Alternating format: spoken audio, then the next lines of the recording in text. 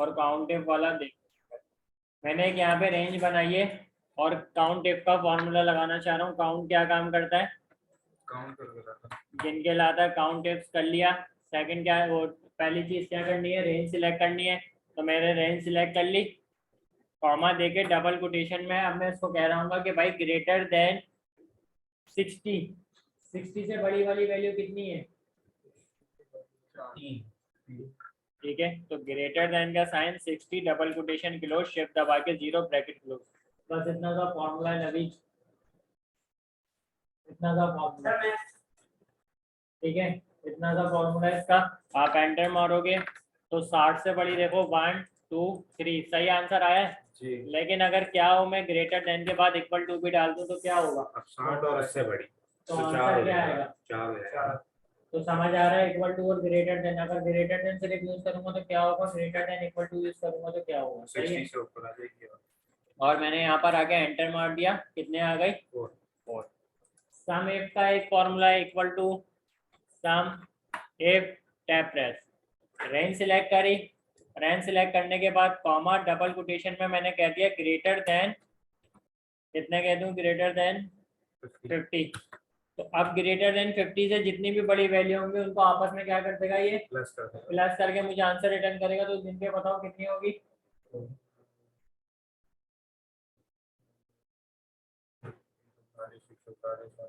330 है मेरे ख्याल से। सही है, तो 330 इसने कर लिया। नवीन दोनों फॉर्मूले समझ में आ गए। इसके अलावा कौन सा फॉर्मूला रिपीट करना है बताओ? परसेंटेज वाला तो देखते हैं ना, तुम्हारे पास शीट बनी रहेगी उसी में चेक करना। इधर इस रो में अरहम पहले वाला बता दो जो कल आपने नहीं दो फॉर्मूले वो अच्छा काउंट इफ वाला वो वाला है। चलो ठीक है। और इसके अलावा इधर भैया कोई भी नहीं एक्सेल में फॉर्मूला पूछना। ठीक है, चलो सबसे पहले जो मैंने लास्ट क्लास में क्राइटेरिया बनाया था वही वापस बनाते हैं। काउंट इफ वाले जो मैं 2 मरतबा लिख रहा था, मंडे यहाँ पे लिखा मैंने और इसको इस तरीके से मैंने पूरी शीट इस तरीके से यहाँ तक बना ली। फ्राइडे सैटरडे संडे, बस संडे तक ले रहा हूँ। अब इसमें कितनी बार संडे आया बताओ? 1 बार, 2 बार और 3 बार। अब कुछ ऐसे वर्ड्स हैं जो क्या कहते हैं हमारे बॉक्स से बाहर जा रहे हैं, मुझे इसी बॉक्स में फिट करने, तो क्या करूंगा? कहाँ से आगे श्रिंक करूंगा? Format cell. तो पहले पूरी हाईलाइट कर लेता हूँ ताकि सारे फिट हो जाए। तरीके से मैंने हाईलाइट कर लिया। राइट क्लिक करके कहाँ जाऊंगा? फॉर्मेट सेल में जाने के बाद, फॉर्मेट सेल में जाने के बाद अलाइनमेंट में जाने के बाद यहाँ से श्रिंक टू फिट पे क्लिक करूंगा और यहाँ से कर दूंगा ओके। तो सारे फिट हो जाएंगे। यानी देखो कुछ भी चेंज नहीं हुआ, खाली वेडनेसडे की स्पेलिंग थोड़ी बड़ी है तो वो चेंज हुई है खाली। सही है। घर जाके देखा था ये ऑप्शन तो वर्ड में आ ही नहीं रहा। कौन सा? तो जिसमें अपना फॉन्ट को मतलब वर्टिकल भी लिख सकते हैं पहले। फॉन्ट इसमें आ रहा होगा या तो ऑप्शन छुपा होगा, देख लो। ठीक है, इसको मैं इतना हाईलाइट कर लेता हूँ और बॉर्डर बना लेता हूँ इसका इतना। ऑल बॉर्डर, इसमें प्रेजेंट मार्क कर देता हूँ अभी के लिए प्रेजेंट।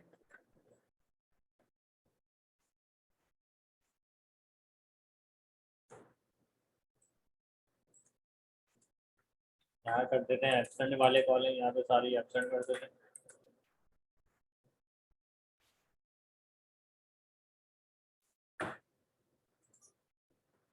यहाँ पे कर देते हैं, यहाँ पे मैं कर देता हूँ OL का मतलब है ऑनलाइन। ठीक है,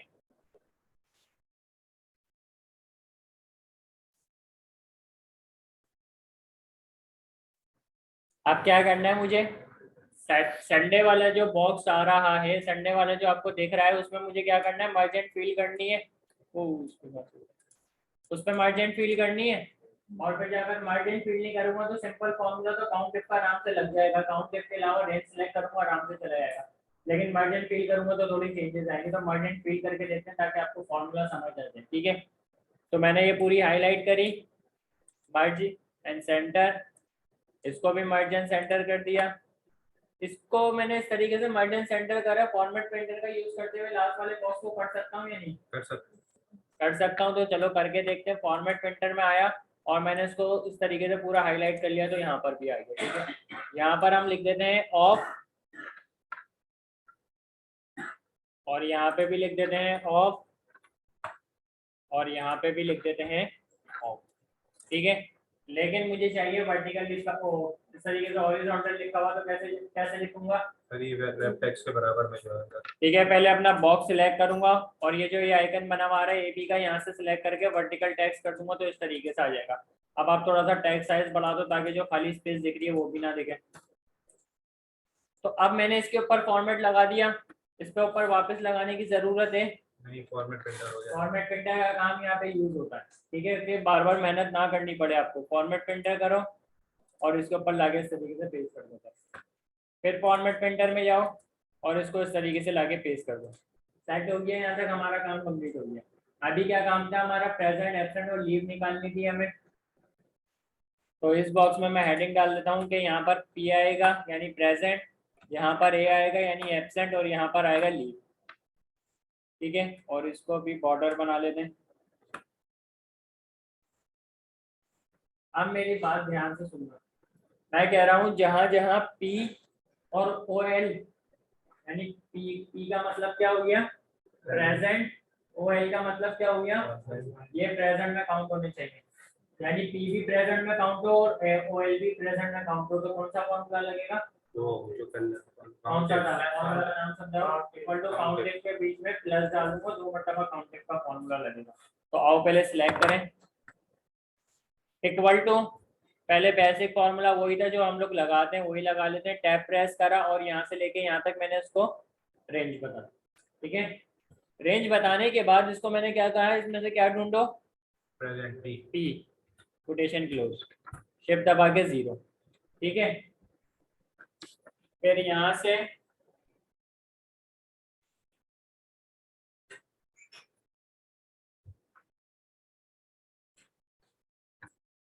और फिर मैंने प्लस डाल दिया और फिर काउंट इफ का equal to down, equal to use करूंगा नहीं, तो इक्वल टू बस एक स्टार्टिंग में यूज करोगे, बीच में फॉर्मूले के इक्वल टू यूज नहीं करोगे, ठीक है। काउंट इफ में मैंने इसके बाद यहाँ तक सिलेक्ट कर लिया। अभी ऑयल का छोड़ दो, ऑयल का बाद में देखते हैं, पहले इसको प्रेजेंट वाला समझा देता हूँ। और इसमें मैंने कह दिया इसमें से भी आप पी ढूंढ के ले आओ कितनी बार है, ठीक है। शिफ्ट दबा के 0 plus count if, tab press, फिर मैंने रेंज बता दी और यहाँ पे मैंने कॉमा दे के मैंने कह दिया चलो OLBC में काउंट कर लेते हैं। अब क्या फॉर्मूला बनेगा? मतलब ये मैंने फॉर्मूला 3 मरतबा क्यों लिखा है? कोई वजह होगी लिखने की? देखो बीच में मसला ये आ रहा था, ये जो बॉक्स आ रहा था ना, ये वाला जो जिसमें मैंने ऑफ लिखा है, ये सारा काम खराब कर रहा था हमारा, ठीक है। तो आप लोग क्या करोगे, जब इस तरीके से आपका फॉर्मेट बनकर आ जाएगा तो आप इस तरीके से लिखोगे, आप इस तरीके से लिखोगे, ठीक है। नहीं तो अगर सिंपल आपको संडे वाला कॉलम खाली नहीं चाहिए, आप संडे यूज ही नहीं लिखना चाह रहे, टेबल में लिखना ही नहीं चाह रहे, तो आप क्या करोगे? वो यूज करोगे या नहीं? ये वाले फॉर्मूले तो यूज नहीं करोगे ना, सिंपल एक ही मरतबा काउंट करके निकाल लोगे आराम से। एंटर मारूंगा, क्या आया? 12, 1 2 3 4 5 6 और 1 2 3 4 5 6, यानी इसने ऑयल को भी किसमें काउंट कर लिया? प्रेजेंट में। ये भी तो लिखा था क्या? एब्सेंट। तो अभी मैंने आपको ये बोला, इसमें क्या बोला है मैंने आपको? सिर्फ पी काउंट करके लाओ और OL काउंट करके लेकर आओ। तो मैंने अभी ए का तो बताया नहीं ना, तो ए काउंट कब करेगा भाई? अभी मैं प्रेजेंट को निकाल रहा हूँ ना जी। तो अभी तो प्रेजेंट यहाँ पे भी पी डाला क्या? तो मैंने बोल दिया अगर गलती से, अभी तो चलो यहाँ पर अब देखोगे फॉर्मेट तो आगे पीछे होगा ना, मैंने खाली एब्सेंट लगाया हुआ था, यहाँ पे सही कर लेता हूँ ताकि आपको और क्लियर समझ आ जाए। आ जाओ, लेट क्यों आ रहे हो?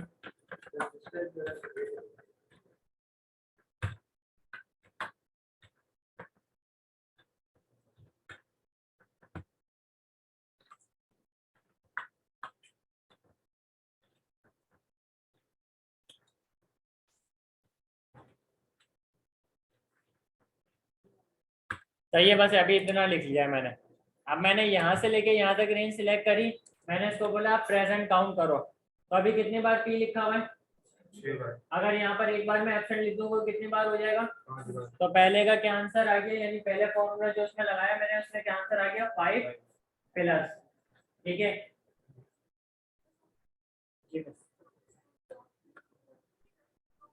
पूछ लें बेटा। पहले में 6 आंसर आ गया, सॉरी 6 आ गया था, 1 2 3 4 5 6। सेकंड में पी कितनी बार लिखा हुआ है? 2 बार लिखा हुआ है। थर्ड में कितनी बार लिखा हुआ है? एक बार, एक बार। ठीक है, तो अभी इसका आंसर क्या बना? 6 और 2 8 और 1 9। लेकिन मैंने साथ साथ बोला था जो ऑनलाइन कनेक्ट हो रहा है उसको भी मैं किसमें काउंट करूंगा? तो ऑनलाइन गिनो अब कितने? सर 13 हो जाएंगे। तुम ऑनलाइन गिनो तो सही, पहले कितने? 4 है। 4 है। तो एक का मसला है, प्रेजेंट मैंने गलत लिखा है, नहीं 4 है। तो 9 और 4 13 होने चाहिए थे। अब आओ 12 कैसा आ रहा है पहले देखते हैं। यहाँ पे मैंने क्लिक करा,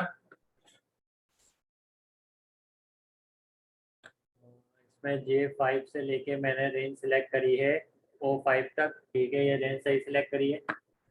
P P P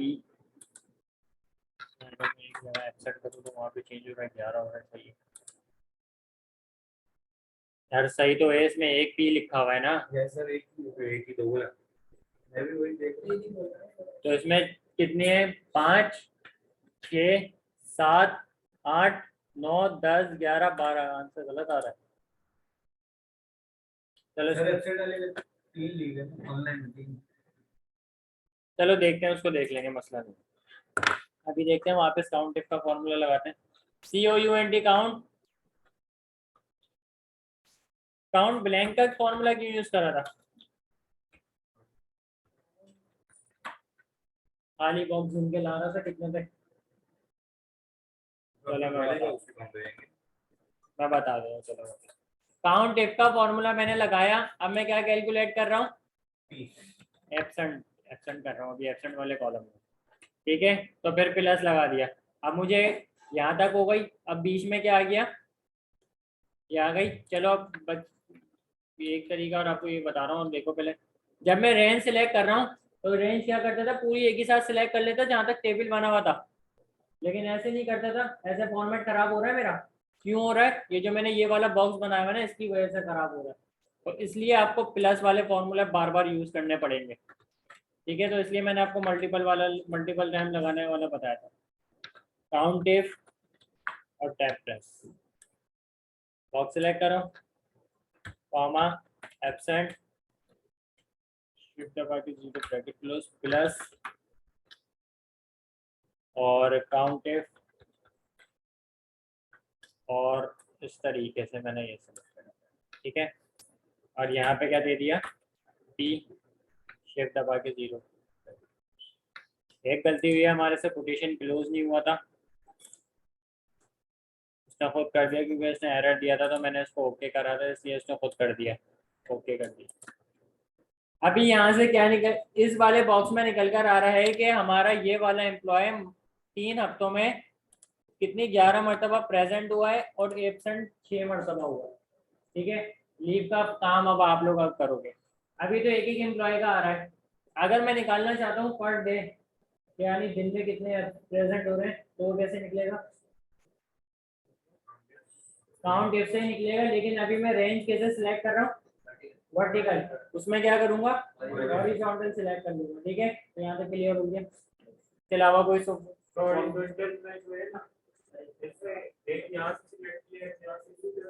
नहीं।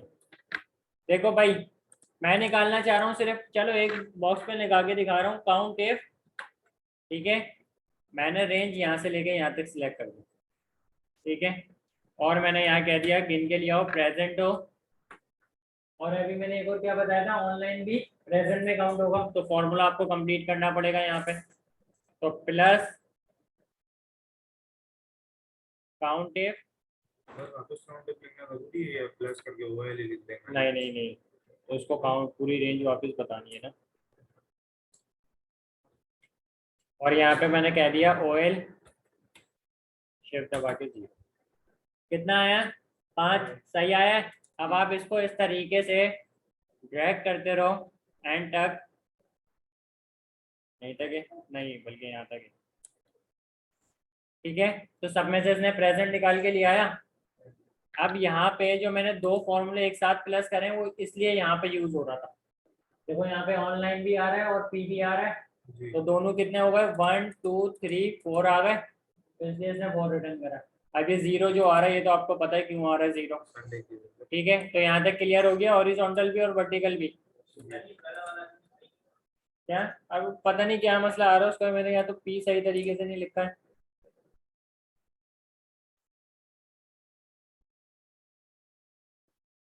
चलो देखते हैं, इसका मसला नहीं है, देख लेंगे अभी से। अभी यहाँ तक बताओ एमएस एक्सेल में और क्या चीज रिवाइज करानी है, वी लुकअप वाला। तो देखें यहाँ पे पहले एक नेम की हेडिंग डाल देता हूँ ताकि नेम कॉमन बना लूँ। नेम मैंने लिख दिया,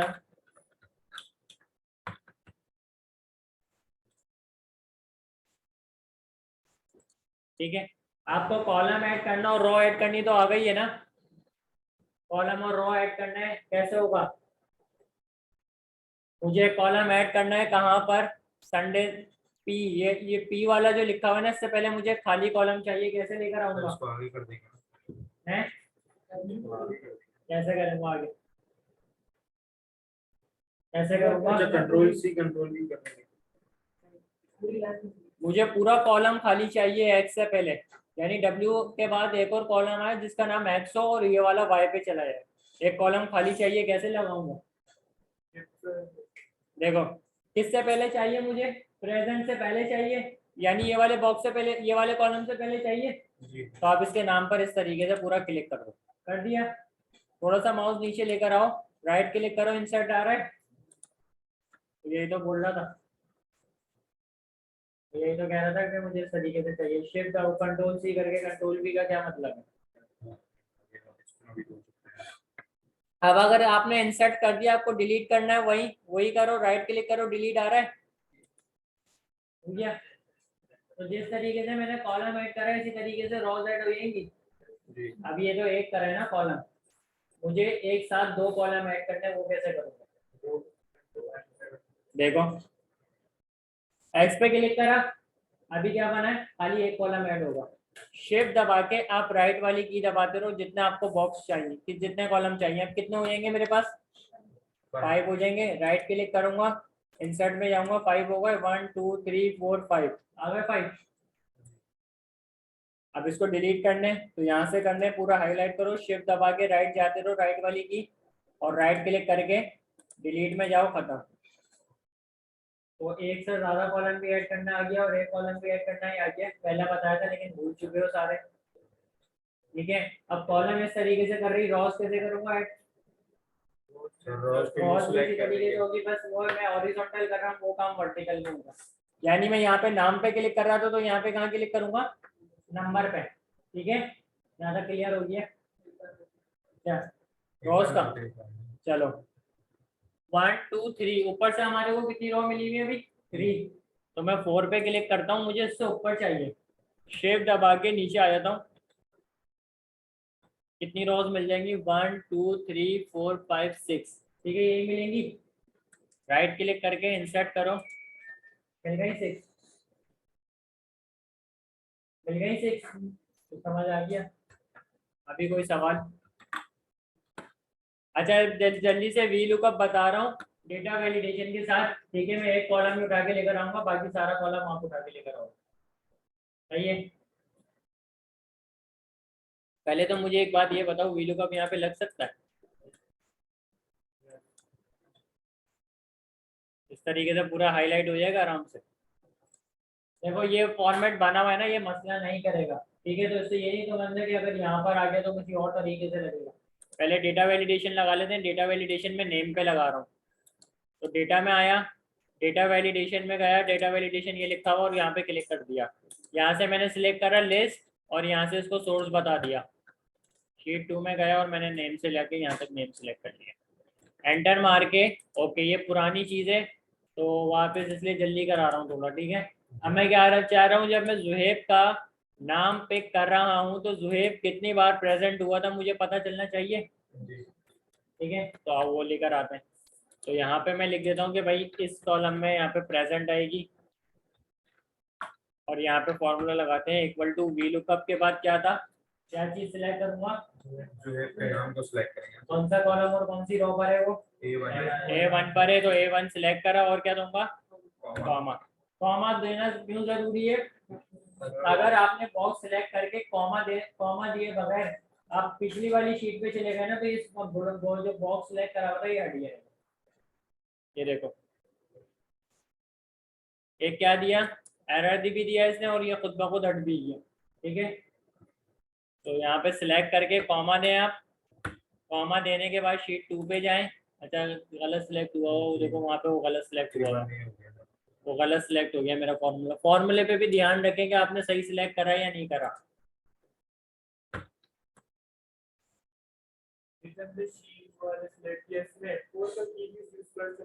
F4 का की सिलेक्ट इसलिए होता है, जो आप रेंज सिलेक्ट कर रहे हो ना उस पर लॉक लग जाए, यानी वो फिर हिलेगा।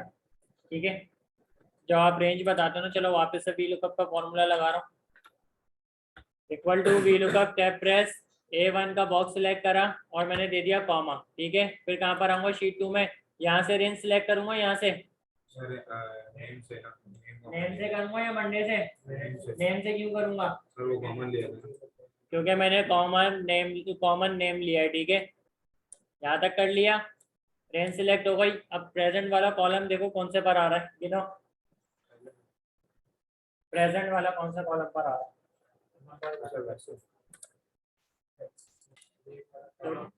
23,0 शिफ्ट दबा के 0 ब्रैकेट क्लोज के लिए एंटर। आ गई 12% प्रेजेंट। तो इस तरीके से अब मैं दूसरा नाम पिक करता हूँ तो उसकी भी चेंज हो जाएगी। तो इसकी भी 12 है, इसकी 10 आ गई।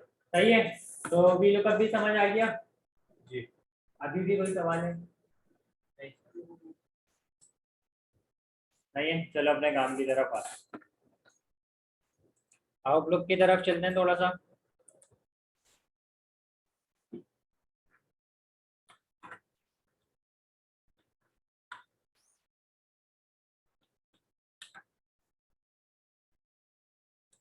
रिकॉर्डिंग कर लेते हैं। मैं यहाँ पे लिस्ट बना लेता हूँ। 150, 160 और 10, कुछ भी नंबर दे दो।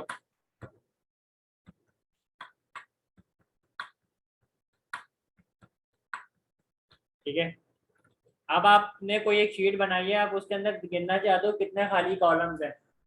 तो एक एक करके, अगर शीट बहुत बड़ी हुई यानी 100 रो की हुई, तो आप 100 रोज देखने बैठोगे कि कौन से कॉलम खाली है कौन से नहीं है। तो उससे बेहतर है आप काउंट ब्लैंक का फॉर्मूला लगाओ, रेंज सिलेक्ट कर दो। काउंट ब्लैंक क्या आ रहा है? सिर्फ क्या बोल रहा है, क्या बताना है इसको? रेंज बतानी है। आप सिलेक्ट करो, शिफ्ट दबा के 0 ब्रैकेट क्लोज एंटर। कितना बॉक्स खाली बताया इसने? एक। कितना बता रहा है?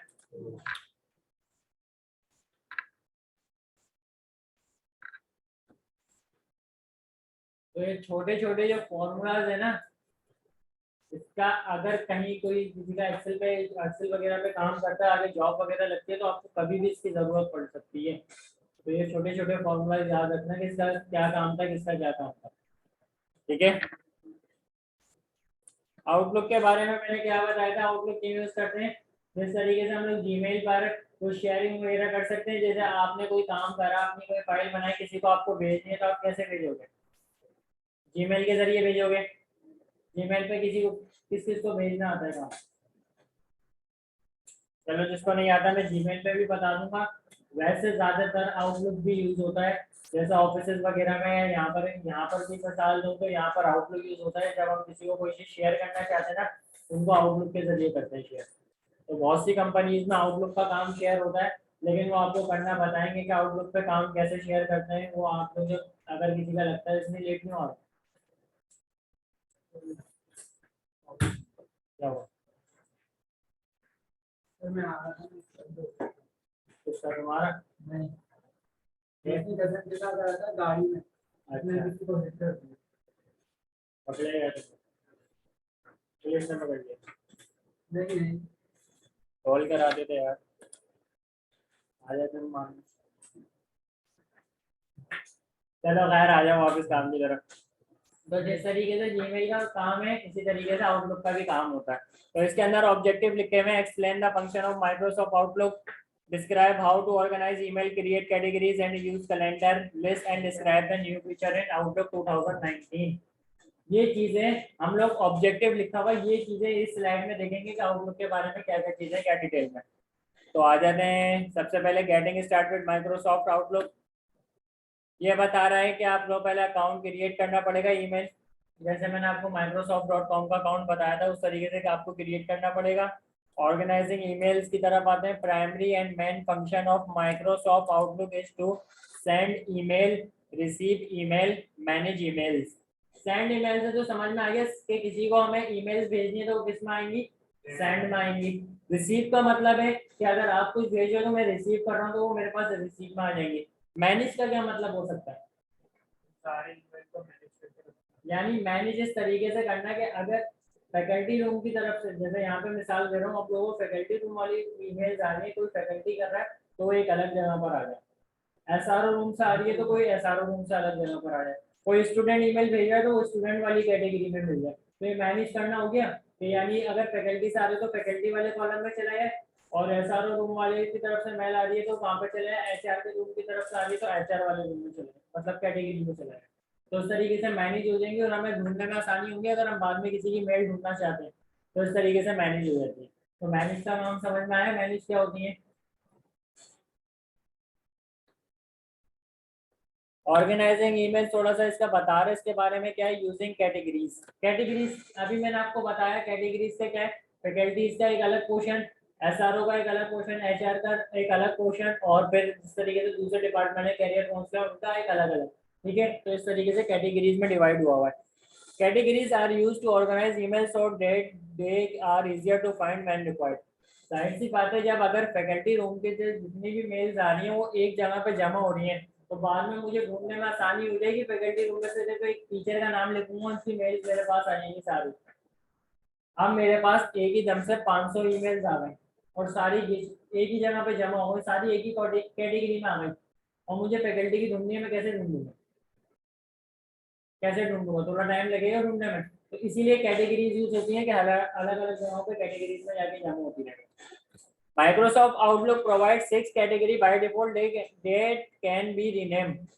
आपके पास 6 कैटेगरीज बाय डिफॉल्ट बनी भी होती हैं, माइक्रोसॉफ्ट आउटलुक प्रोवाइड करता है, लेकिन आप चाहते हो कि उसका रीनेम कर दें क्योंकि जैसे बाय डिफॉल्ट बनी होती है तो बाय डिफॉल्ट जो माइक्रोसॉफ्ट आउटलुक में नाम लिखा होता है वही लिखा हुआ आएगा। आप चाहते हो यार इसका नाम मैं चेंज कर दूँ तो आप वो नाम चेंज भी कर सकते हो उस कैटेगरी का। ठीक है, उसके बाद है these 6 category are name according to their colour. Colour भी सेट कर सकते हो आप अगर करना चाहते हो कलर, सही है, कलर भी सेट हो जाएगा। User can also create new categories and choose different colour with for various category. अगर आप चाहते हो कि आप अलग अलग कोई कैटेगरी खुद बनाओ और उसका अलग अलग कलर सेट करो तो आप ये भी काम कर सकते हो। बाय डिफॉल्ट कितनी कैटेगरीज बनी हुई होती हैं, 6। ठीक है, अगर आप अपनी बनाना चाहते हो तो बन सकती है। इंटरव्यू में सवाल हो सकता है इस तरीके से, अगर आउटलुक का पूछा जा सकता है कि आउटलुक में ये बताएं कितनी कैटेगरीज बाय डिफॉल्ट बनी हुई आ रही होती है, तो क्या आंसर है, ठीक है। और वो ये भी पूछ सकते हैं या तो जो 6 कैटेगरीज बनी हुई आ रही होती है आप उसको रीनेम कर सकते हो या नहीं कर सकते, तो इस तरीके से सवाल आ सकते हैं। ठीक है, सर्चिंग ईमेल्स, सर्चिंग का क्या मतलब है, ढूंढना। सर्चिंग के बारे में डिटेल में बताने की जरूरत तो वैसे नहीं है। Using the calendar, Microsoft outlook का जब आप अकाउंट बना लोगे उसको अपने पास ऑन कर लोगे, उसके अंदर एक कैलेंडर होता है जो आपको शो कर रहा होता है। उस कैलेंडर को यूज करते हुए आप अपने टास्क, किसी से मीटिंग है या कोई आप रिमाइंडर लगाना चाहते हो तो ये लगा सकते हो, क्योंकि जब भी आप आउटलुक खोलोगे वो आपको रिमाइंड कराता रहेगा कि आपने इस डेट को ये रिमाइंडर सेट करा है, इस दिन आपका ये टास्क कंप्लीट होना चाहिए, इस दिन आपकी इसके साथ मीटिंग है। तो जैसे हम शेड्यूल बना लेते हैं तब अपने कैलेंडर में लिख लेते हैं, तो इस तरीके से आउटलुक के अंदर भी आप कर सकते हो ये काम। सही है, अच्छा। Using the calendar, calendar of Microsoft Outlook allows to view their schedule in the following ways. यानी हम कितने दिनों तक अपना डेटा देख सकते हैं। अब जैसे आज बैठा हूँ ना, आज क्या तारीख है, 24 है, तो मैं अब कब तक आगे की कब तक मैं अपना शेड्यूल कर सकता हूँ, यानी 1 हफ्ता 2 हफ्ता कब तक कर सकता हूँ, तो ये बता रहे हैं आप कब तक कर सकते हो। यानी आज का भी कर सकते हो, अगले 7 दिन का शेड्यूल करना अगले 7 दिन का भी कर लो, डे वाइज करना है, डे वाइज भी कर लो, वर्क वीक, वीक का करना है वीक का भी कर लो, और मंथ का करना है तो मंथ का भी कर सकते हैं। यहाँ पर एंड हो रहा है मंथ। तो माइक्रोसॉफ्ट आउटलुक में कैलेंडर को यूज करते हुए मैं अपना शेड्यूल बनाना चाहता हूँ आज से लेके आगे तक का। तो कितने महीने कितने दिन तक जा सकता हूँ मैं, मंथ तक कर सकता हूँ। ठीक है, तो उस तरीके से भी सवाल पूछा जा सकता है।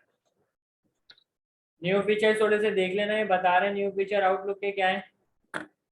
एंड में समरी लिखी हुई है, समरी के अंदर थोड़ी बहुत इंपॉर्टेंट्स होती हैं, इंपॉर्टेंट पॉइंट्स लिखे हुए होते हैं। तो आप लोगों के पास बुक ई बुक डली हुई है, तो अपने पास ये समरी भी चेक करना। ठीक है, क्योंकि जो मैंने आपको स्लाइड में से पढ़ाया है ना, उसका समराइज थोड़ा सा ये होता है, इसके अंदर मेन मेन पॉइंट्स लिखे होते हैं समरी के अंदर, तो यहाँ से देख लीजिएगा। ठीक है, अभी आउटलुक के बारे में कोई सवाल है, प्रैक्टिकली करके देखेंगे, लेकिन अभी पहले थ्योरी की तरफ चलते हैं, फिर प्रैक्टिकली की तरफ जाएंगे। ठीक है, अभी वन ड्राइव की तरफ आ जाता हूँ पहले। वन ड्राइव, ड्राइव क्या चीज होती है, ड्राइव क्या चीज होती है? आपके जीमेल अकाउंट के साथ ड्राइव है, और आप लोगों को मैंने यूज करना भी सिखाई है, बहुत से बंदों ने यूज भी करी है। तो क्या चीज है, क्यों यूज हो रही है ड्राइव? देखो, ड्राइव इसलिए यूज होता है कि आप अपनी फाइल्स फोल्डर्स वगैरह या जो भी ये डॉक्यूमेंट वगैरह है, आप वहां पर आराम से अपलोड कर सकते हो, ताकि जब भी आपको कोई चीज की जरूरत पड़े आप अपना अकाउंट लॉगिन करो और वहां से डाउनलोड कर दो। अब मैंने एक यहाँ पे चीज बनाई है, ठीक है, डिजाइन करा है, मुझे घर पे जाके उसकी जरूरत पड़ गई, तो मैं यहाँ से कैसे लेके जा सकता था? मैं भूल गया, मैंने इसी पीसी में छोड़ दिया, मैं अपने घर से बैठे बैठे यहाँ से पीसी से निकाल सकता हूँ? नहीं निकाल सकता ना। तो इसी वजह से ड्राइव यूज है कि मैं यहाँ पे काम करने के बाद ड्राइव पर अपलोड कर लूँ, फिर मुझे जब भी जरूरत पड़े तो मैं आराम से उसको डाउनलोड करके काम दिखा सकूँ या कर सकूँ। तो इतना क्लियर है ड्राइव क्यों यूज होती है। तो जीमेल के साथ आपको ड्राइव मिली होती है, एक अलग भी चीज है जो माइक्रोसॉफ्ट की प्रोडक्ट है जिसका नाम है वन ड्राइव। सही है, काम दोनों का भी एक ही है, इसमें भी आप काम अपलोड कर सकते हो, उसमें भी अपना काम अपलोड कर सकते हो। और ये कोई लिमिट नहीं होती कि आपने काम अपलोड करा तो एक महीने बाद आपका काम गायब हो जाएगा, आप एक साल बाद भी देखोगे उसके अंदर मौजूद रहेगा। ठीक है, जिस नाम से आपने सेव करा था उसी नाम से सेव है।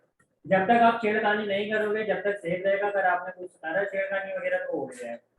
अब जो अगर रिमूव वगैरह गलती से हो गया आपसे तो उड़ जाएगा काम आपका, जाहिर सी बात है, रिमूव का मतलब पता नहीं होता है कि आपको उड़ा दो पूरा काम। तो जब तक आप लोग चेंजेस नहीं करोगे जब तक आपका काम सेफ रहेगा, अगर आप कुछ आपने करा करी तो वो खत्म हो जाएगा। सही है, तो दोनों का काम एक ही है।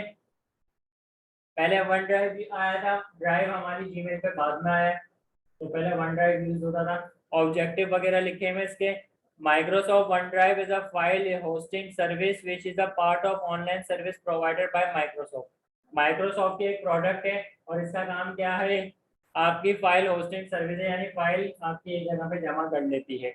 Microsoft one drive provide cloud storage in addition to the storage in laptop और डेस्कटॉप। कहीं कहीं विंडो 10 वगैरह आप लोगों ने में से किसी ने करा हुआ होगा तो आप लोगों को आपके इस पीसी पे जाकर भी ये चीज दिख रही होगी कहीं। ठीक है, one drive can use as a follow simple storage location for files and document collaboration tools, यानी आप ये अपलोड कर सकते हैं। साइन इन का बता रहा है, साइन इन के जब हम लोग करेंगे ना काम, अभी इसका प्रैक्टिकली करके देखेंगे, अभी थ्योरी के पढ़ रहे हैं, तो ये वाली चीज मैं आपको तब कवर कराऊंगा कि साइन इन कैसे करनी है। ठीक है, मैं अभी बताऊं, साइन इन वही है जैसे लास्ट स्लाइड में हम लोग अकाउंट बना रहे थे। खैर अभी करना आगे का काम। Understanding the one drive interface, the one drive page consist of, ये चीज इंपॉर्टेंट है आपका, ये चीज इंपॉर्टेंट है। तो one drive page consist of navigation pane, navigation pane में क्या होती है, file, recent, photos, shared and recycling.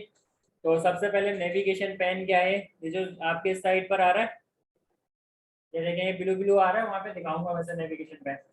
तो इसे नेविगेशन पेन कहते हैं, यानी इसके अंदर जो जो पेजेस हैं वो सारे एक जगह पे जमा हुए हैं, आप सिर्फ क्लिक करो आपके सामने वो पेज खुल जाएगा।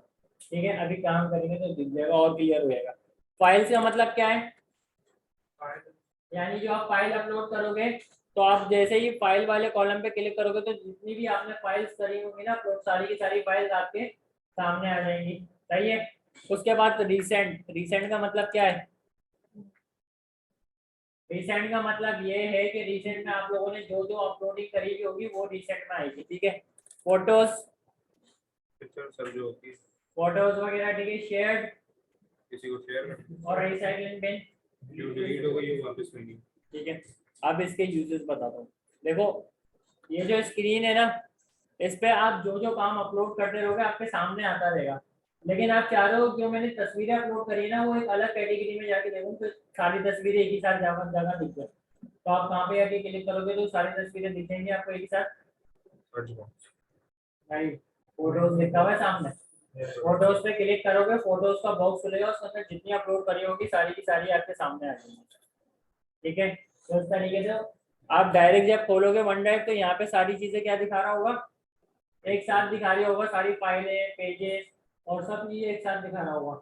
आप ये देखना चाहते हो कि अभी अभी मैंने लास्ट टाइम पे क्या अपलोड करा था तो कहाँ पे देखोगे, लास्ट टाइम का अपलोड कहाँ पे देखोगे, रिसेंट में देखोगे।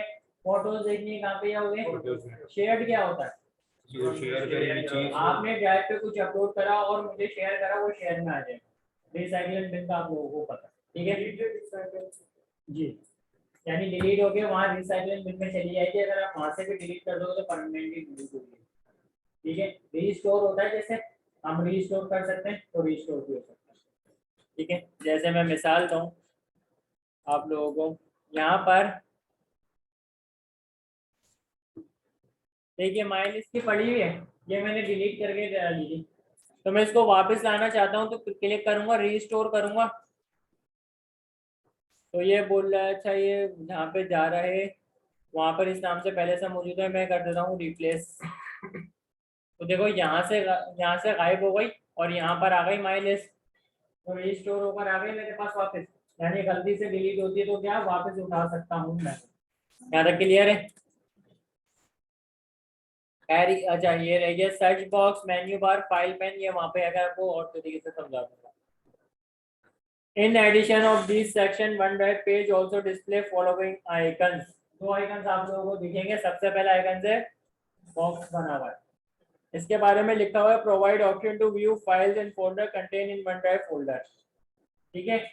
अगर आप इस बॉक्स ये जो आइकन बना हुआ है इसके ऊपर क्लिक करते हो तो आपको क्या क्या चीजें दिखेंगी, फाइल्स एंड फोल्डर्स।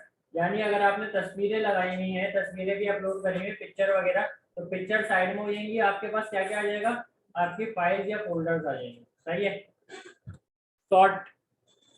सॉर्टिंग क्या होती है, अब देखो मैंने मिसाल के तौर पे दो फाइलें लिखी हैं,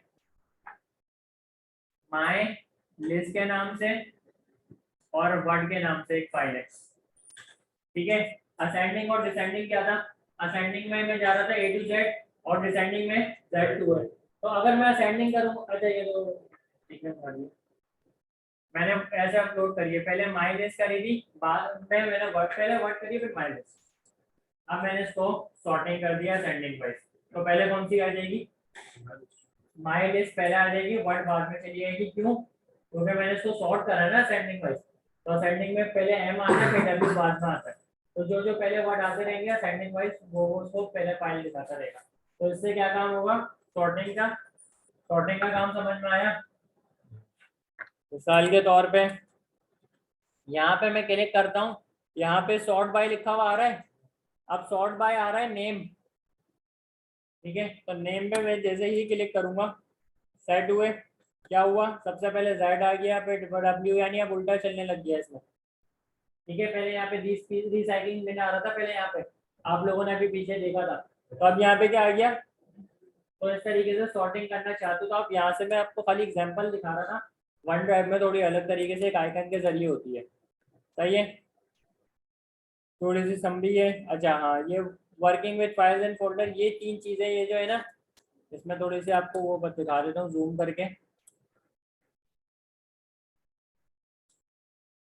100% नहीं 150। ये तीन फोल्डर आपको याद रखने के, ये तीन फोल्डर बाय डिफॉल्ट बने हुए आते हैं, कौन कौन से हैं, जिसमें पहला है डॉक्यूमेंट्स, दूसरा है पर्सनल वॉलेट और तीसरा है पिक्चर। ये तीन चीजें बाय डिफॉल्ट बनी हुई आती हैं, तो इस पे सवाल हो सकते हैं कि तीन चीजें बाय डिफॉल्ट क्या बनी हुई आ रही होती हैं आपके वन ड्राइव में। वन ड्राइव में पर्सनल, सेकंड वाले पर है पर्सनल वॉलेट, पर्सनल वॉलेट ये आप वन ड्राइव पे कुछ चीज अपलोड करके उसको भी पर्सनल रखना चाहते हो, यानी एक बॉक्स में रखना चाहते हो, ताकि जब वो बॉक्स आप ओपन करो तो पहले पासवर्ड पूछे, जिस तरीके से आप लोगों ने देखा होगा ऐप लॉक के अंदर होता है। ऐप लॉक एक वो है ना, ऐप देखिए, ऐप लॉक के अंदर भी एक वॉलेट बना हुआ है, जब आप उसको ऑन करते हो तो वो बोलता है पहले पैटर्न ड्रॉ करो, फिर मैं आपको इसके अंदर जो चीजें वो दिखाऊंगा। तो इस तरीके से अगर आप कोई सिक्योरिटी वाला काम करना चाहते हो तो पर्सनल वॉलेट में आगे रख सकते हो।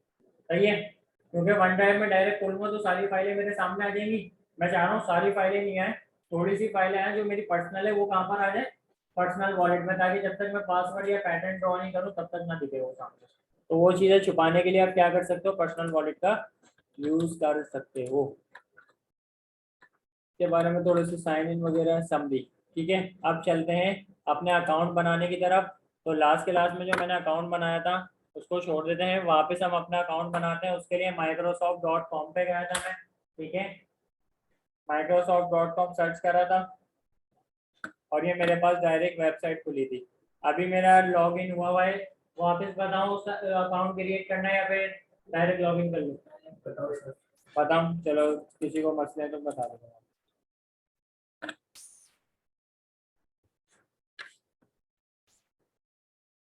ठीक है, तो microsoft.com जब मैंने पहली मरतबा वेबसाइट सर्च करी है तो इस तरीके से मेरे पास इंटरफेस आया कुछ।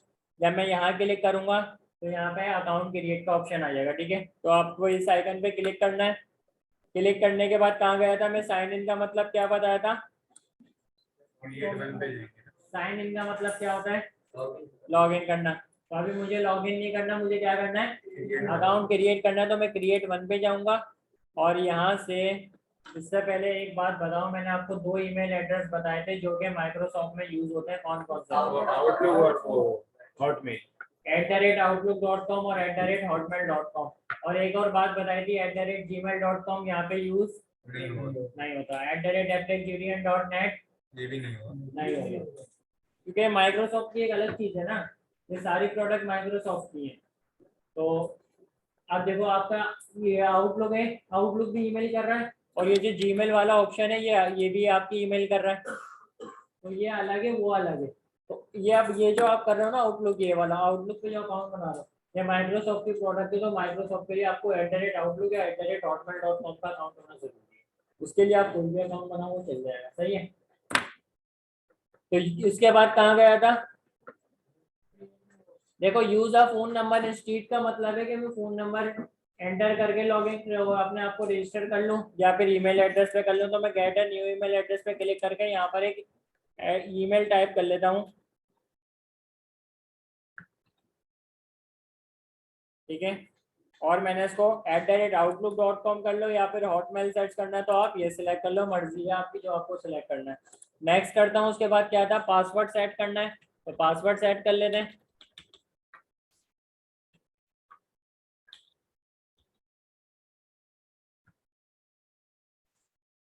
पासवर्ड सेट कर लिया मैंने, नेक्स्ट कर दिया। ठीक है,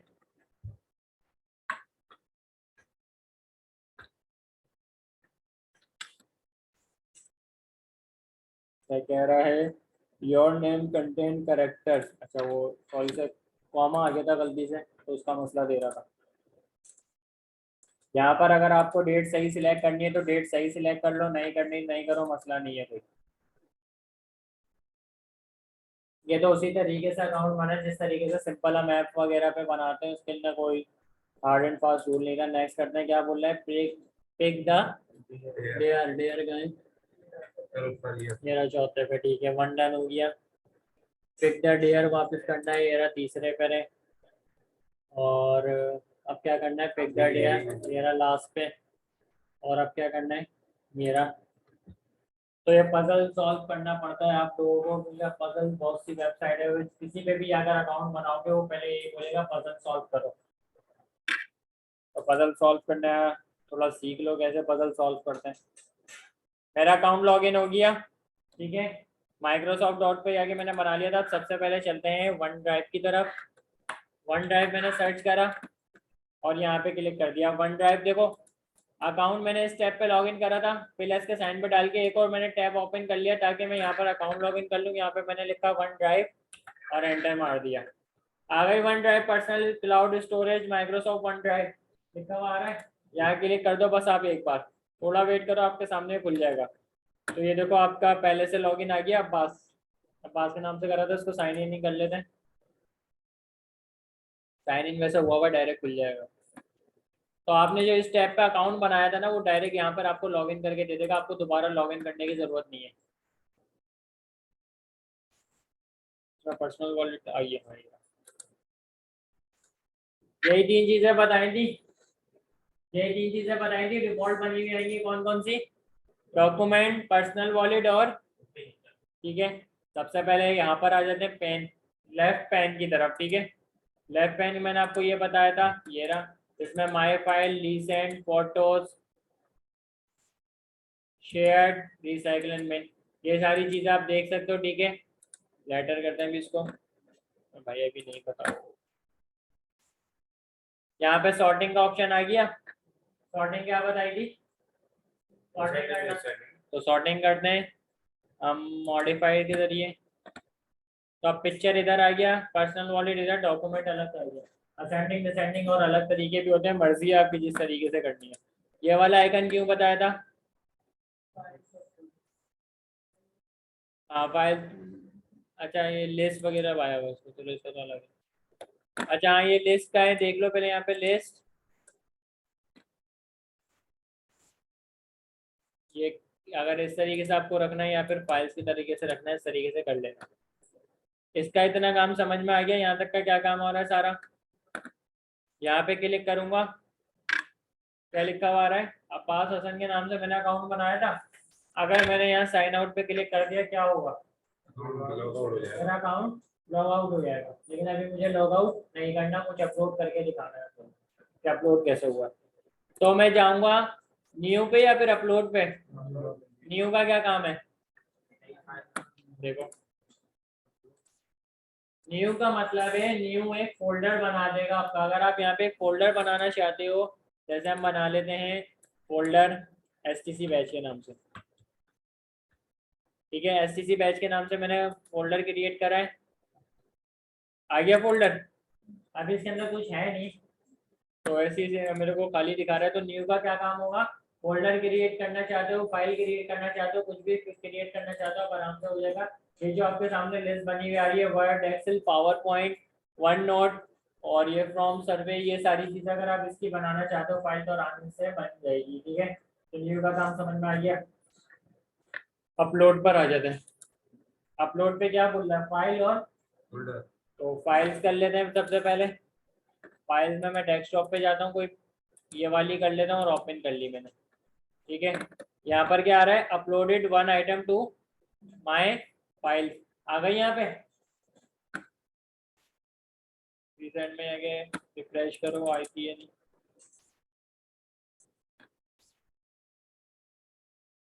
अच्छा सॉरी, अच्छा रिसेंट का एक गलती से मैंने गलत बता दिया, थोड़ा ये देख लो इसका क्या लिखा हुआ रहा है।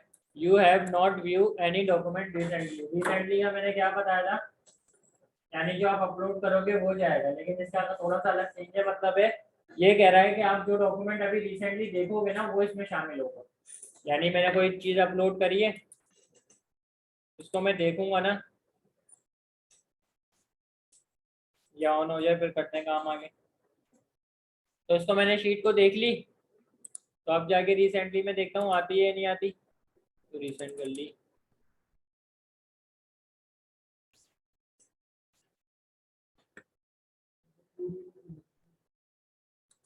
चलो देख लेंगे वो। तो खैर अपलोड करना आ गया। तो अभी इसमें जो चीज सामने ऑप्शन लिखे हुए हैं उसमें तो कुछ समझ में नहीं आ रहा, तो पहले पूछो पर्सनल वॉलेट क्या है? पर्सनल वॉलेट अभी तो बताया था, पर्सनल वॉलेट क्या होता है। भाई तुम चाह रहे हो कि वन ड्राइव का अकाउंट खोले, कुछ ऐसी फाइल हो जो डायरेक्ट सामने ना दिखे, वो पर्सनल वॉलेट के अंदर दिखे। यानी जब जाके मैं पैटर्न या कुछ करूँ तो पर्सनल वॉलेट तब खुलेगा, तो सारे वो वाली फाइलें तब दिखे, तो आप पर्सनल वॉलेट में भी रख सकते हो। आप पूछो, यहाँ तक कोई सवाल है? नहीं है। 5 GB।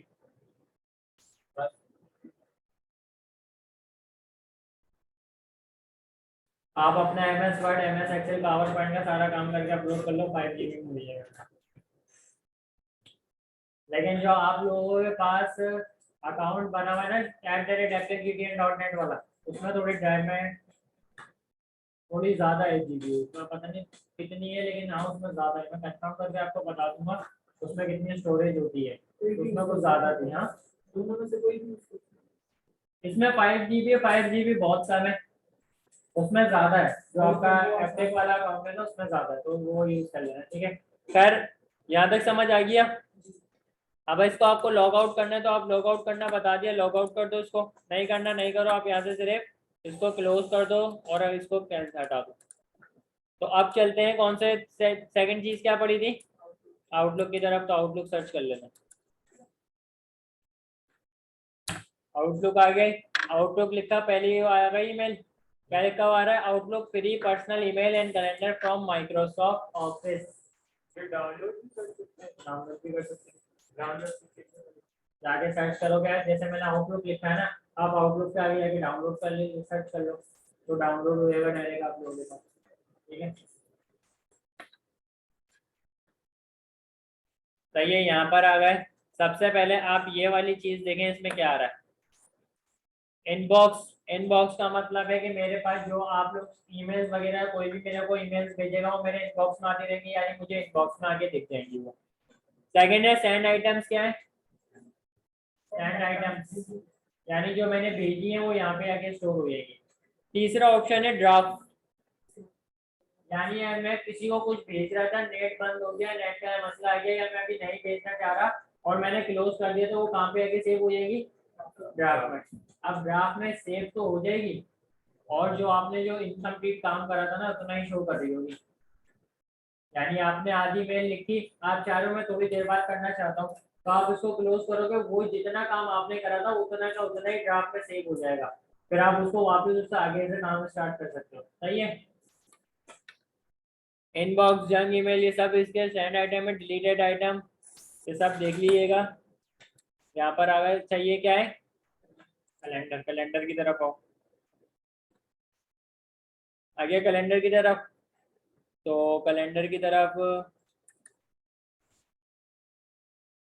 यहाँ पर एक ऑप्शन होगा, देखो किस साइड पर आ रहा है।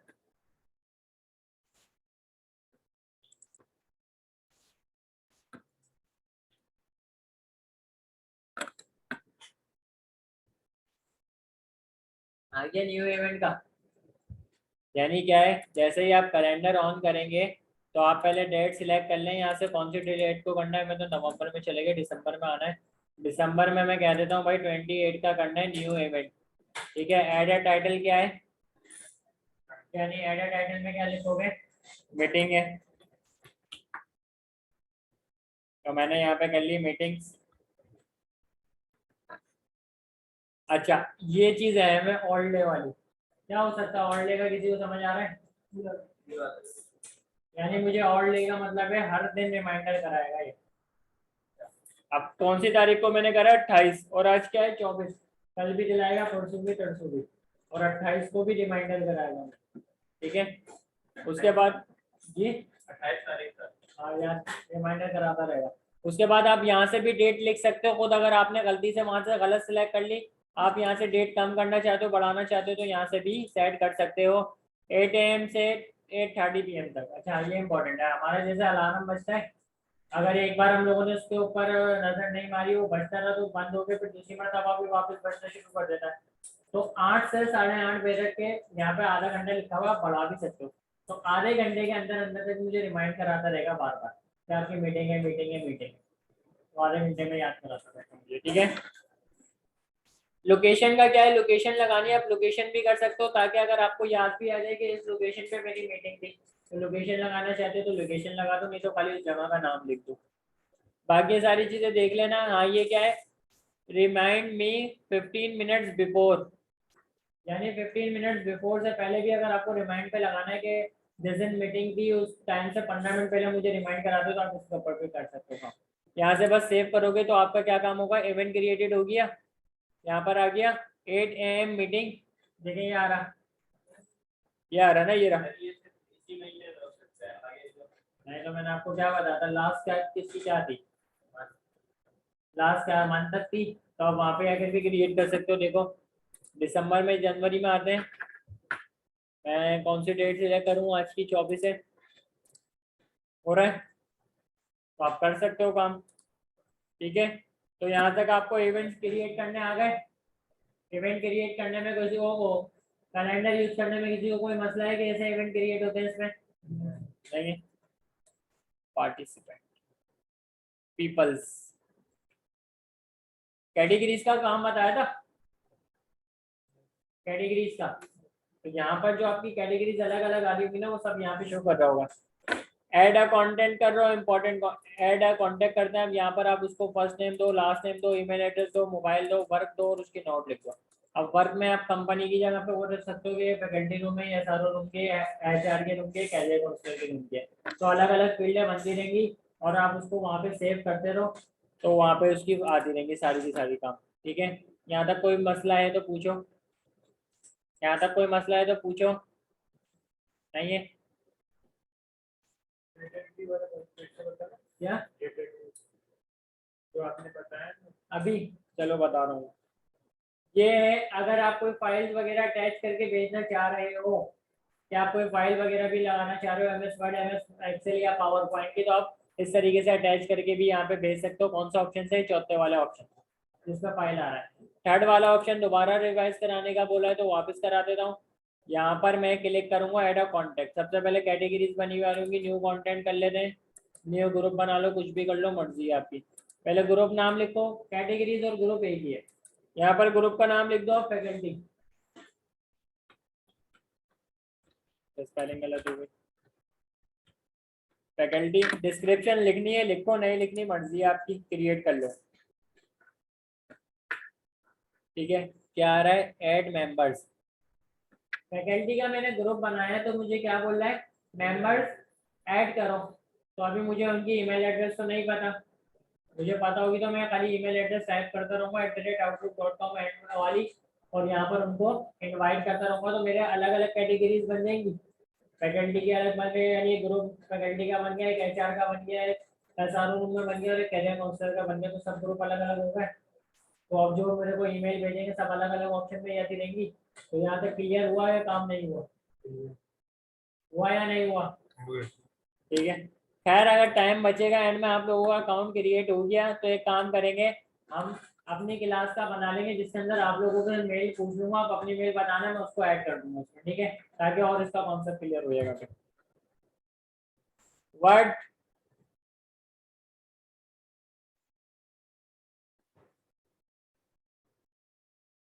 वर्ड का काम करना चाहते हो तो आप यहाँ से डायरेक्ट वर्ड का काम भी कर सकते हो। एक्सेल का काम करना है, पावर पॉइंट का करना है, तो सारा काम ये कर सकते हो। अब आ जाते हैं मेन टॉपिक की तरफ, हमें ईमेल सेंड कैसे करनी है वो भी तरीका है। न्यू मैसेज पर आना है, लिखा हुआ है न्यू मैसेज। न्यू मैसेज पे क्लिक करें। सबसे पहले यहाँ पर क्या आया है? टू। टू का मतलब क्या हो सकता है? यानी मुझे किसको भेजनी है। अब जैसे मुझे अगर आप में से किसी को भेजनी है तो मैं आपका ईमेल एड्रेस पहले पता करूंगा, आपका क्या है, आपने किस नाम से बनाया है। मैं यहाँ पर आपका ईमेल एड्रेस टाइप करूंगा और आपको सेंड कर दूंगा। ऐड अ सब्जेक्ट का मतलब है कि यहाँ पे सब्जेक्ट लिखूंगा कि सब्जेक्ट क्या चीज है, यानी किसके मुतालिक फाइल है। और यहाँ पर मैं अपनी फाइल अटैच करूंगा, सही है, और यहाँ से सेंड कर दूंगा। फाइल अटैच कहाँ से हो सकती है? ऑप्शन नजर आ रहा है कोई? सर ये ऊपर अटैच है ना? नहीं, इस बॉक्स में देखो ना, इस बॉक्स में देखो, एक ये आ रहा है अटैच का फाइल। तो आप यहाँ से बोरोस दिस कंप्यूटर ब्लॉस क्रॉस अपलोड एंड शेयर, तो कंप्यूटर से करनी है तो आप यहाँ से सिलेक्ट करो कौन सी करनी है और इसको ओपन कर लो। तो यहाँ पे देखें, ये आ गई इंपॉर्टेंट अनाउंसमेंट वाली। तो इस तरीके से आप समझ में आ गया आपको। इधर खुर्रम वर्ड पे डॉक्यूमेंट बना के सेव करोगे, सेव करने के बाद यहाँ पर ईमेल एड्रेस टाइप करते रहोगे तो हम उनके पास जाता रहेगा। सही है, क्लियर हो गई ये बात? मैं इसलिए मैंने आपको कहा था कि आउटलुक पे जब जाएंगे तो मैं आपको आउटलुक की तरफ बताऊंगा उसका। सही है, कोई सवाल है अभी? क्या सर हमने तो पूरी लिस्ट बनाई थी। वो मैं उसका बता दूंगा, आप लोग बना लोगे ना अपना पास अकाउंट, फिर उसका बता दूंगा मैं। ठीक है, यहाँ से फिर आप जाके क्या करोगे, बस सेंड करोगे तो मेल चली आएगी सबके साथ। ठीक है,